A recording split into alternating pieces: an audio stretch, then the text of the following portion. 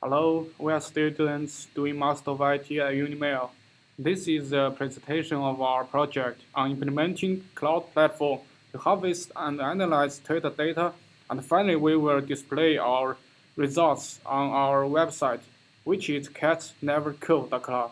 Now we are going to display the automation deployment of our cloud platform. Firstly, we'll use Bottle to create instances on Nectar. As you can see, we launch our instances successfully. And then next we will um, deploy, deploy our web applications on this instance.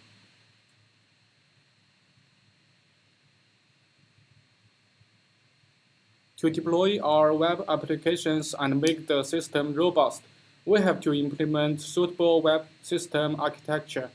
The key elements we are concerned about are high availability, scalability, security, and high performance. Take all of these into consideration. We choose Nginx, Unicorn, and Django. Nginx is a web server which can also be used as a reverse proxy, load balancer, and HTTP cache. So Nginx can faster the response to clients' requests.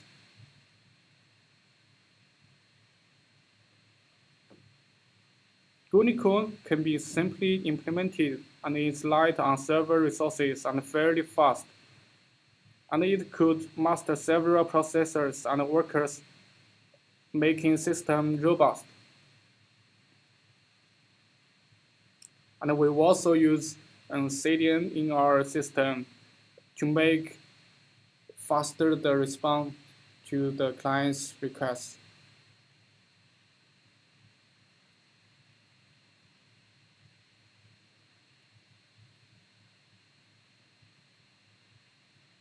As you can see, firstly, we have to install um, our prerequisites and copy the config file to the server. And now we are initiating our server. And at the next step, we will run our server. And also we use system daemon service to keep our server to run without faults. And now successfully set our server up.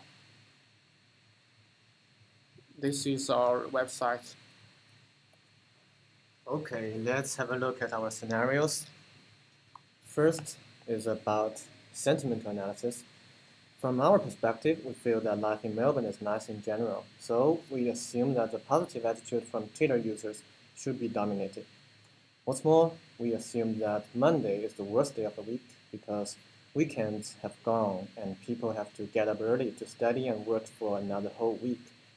And we assume that forenoon or noontime is the best time during 24 hours because people are energetic and they may have a fancy brunch or lunch. For the first scenario, we have implemented 3 sentiment analysis illustrated as followed to verify our assumptions respectively.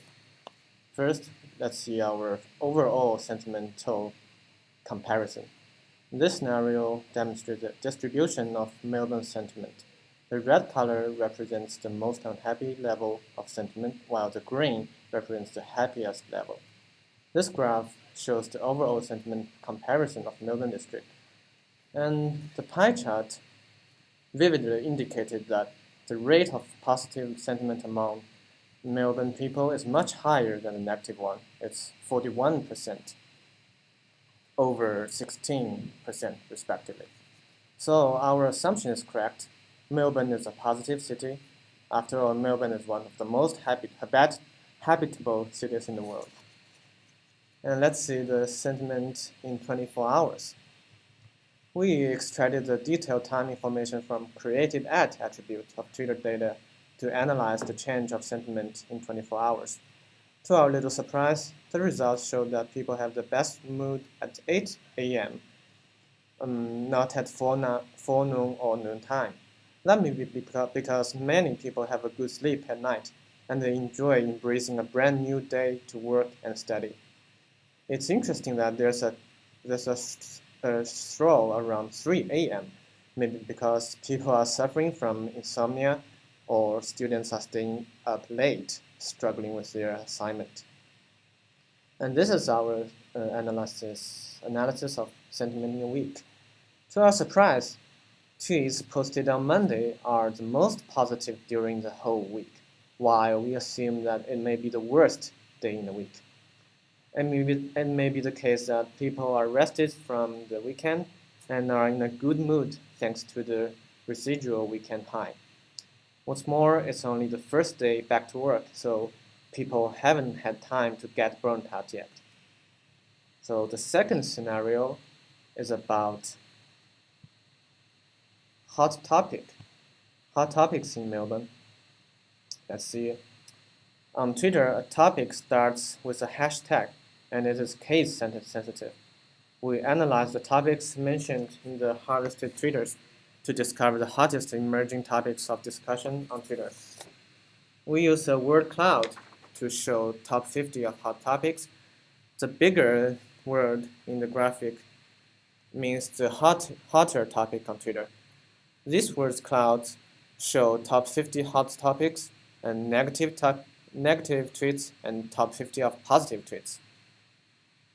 The topic of Melbourne is in the hottest topic of all tweets. In addition, there are 3 relevant topics: job, and hiring in top 50 hot topics. This reflects that people in Melbourne are very concerned about jobs. The hottest topic of negative tweets is Victoria traffic, which reflects that people in Melbourne often complain about Victoria's traffic and dissatisfied with it. The hottest positive tweets in Melbourne is Melbourne, which means people in Melbourne are quite satisfied with their life. Further topics about job and hiring are also in top 50, indicates that people are also quite satisfied with their jobs. Okay, let's see an interesting scenario. It is Avengers: The Infinity War. This movie hit Melbourne cinemas 2 weeks ago, and we set a list of keywords, including superheroes and movie name, to search related tweets and try to analyze Melbournians' attitudes towards different superheroes and the overall sentiment about this newly released movie. And from all superheroes listed in the chat, Thor ranks the first, far ahead of other superheroes. And Vision comes to the second, and Falcon gets a bronze medal, higher than the big boss, Thanos.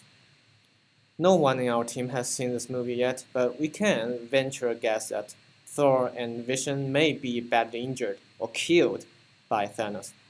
What's more, because of the serious movie of Thor, he became the most popular character among those superheroes. We also got the overall sentiments about this movie in Melbourne district, shown in the pie chart. In general, the most audience enjoyed it or thought it not a bad movie, while only 7% people thought it didn't deserve the movie ticket.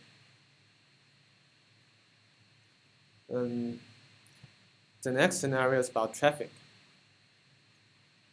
We make a long list of keywords, including traffic and many related words like traffic jam, stuck, bus, taxi, etc., and search through all tweets and count the number of tweets that tend to be negative. Apparently, from 1 a.m. to 5 a.m., the number of complaints is lowest because at midnight the road is empty and the transport situation is good, so there are few complaints during this period. However, around 9 a.m. at morning peak, complaints burst out. It's interesting that in the afternoon, when people finish working, the complaints about traffic are not serious until 8 p.m. The second crest appears. So let's see our last scenario. It's about rental affordability. We implement the rental affordability data for 4 seasons in the Greater Melbourne from 2016 Season 3 to 2017 Season 2. retrieved from Ori. The houses in suburbs with high rental affordability are more affordable to residents and vice versa. The range of color represents different levels of rental affordability. And from the graph, we can be convinced that the houses near the CBD and Bay always have lower affordability. Instead, those remote from city are more acceptable. The red color indicates higher rental prices, while the green represents the lower prices. As the graph illustrated, the extreme high and low prices only occupy a very small portion, while the major part of the houses are affordable. We can also infer the overall affordability tends to fall down. Red and orange occupy a larger proportion in 2017, season 2, which means the rental price has risen to some extent. And this is our teammates. We welcome you to follow us or start us in the GitHub. And this is our demonstration of cloud computing assignment 2. Thanks for watching.